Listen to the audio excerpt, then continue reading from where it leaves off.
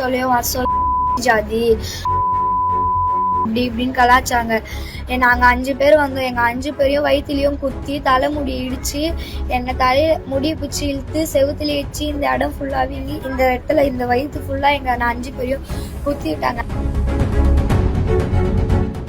செங்கல்பட்டு மாவட்டம் திருப்போரூர் அருகே பள்ளி மாணவியை வழிமறித்து சாதி பெயரை கூறி சரமாரியாக தாக்கிய சக மாணாக்கரின் பெற்றோர் மீது நடவடிக்கை எடுக்க வேண்டும் என கோரிக்கை எழுந்துள்ளது. கோவளம் பகுதியில் இயங்கும் அரசு உதவி பெறும் பள்ளியில் படிக்கும் இடைநிலை சமூக மாணவிக்கும் பட்டியலின சமூக மாணவிக்கும் இடையே வாய் தகராறு ஏற்பட்டதாக கூறப்படுகிறது. இடைநிலை சமூக மாணவி சாதி பெயரை கூறி கீழ்த்தரமாக பேசுவதாக மற்றொரு மாணவி தலைமை ஆசிரியரிடம் புகார் அளித்ததை அடுத்து அவர் இருவரையும் கடுமையாக கண்டித்துள்ளார். இந்நிலையில் இடைநிலை சமூக மாணவியின் பெற்றோர் பள்ளிக்கு சென்று கொண்டிருந்த தன்னை மோசமாக திட்டி கடுமையாக அடித்ததாக மாணவி தெரிவித்துள்ளார்.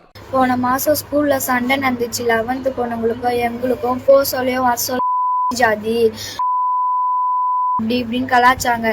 நாங்க கேட்டோம், தைரியம் தான் முன்னாடி வந்து பேசுங்க அப்படின்னு சொன்னாங்க. அதுலயே சண்டை வந்து HME சண்டை போயிட்டோம். HME சண்டை போக சொல்ல லெட்டர் வாங்கி குத்து அமுச்சு விட்டாங்க.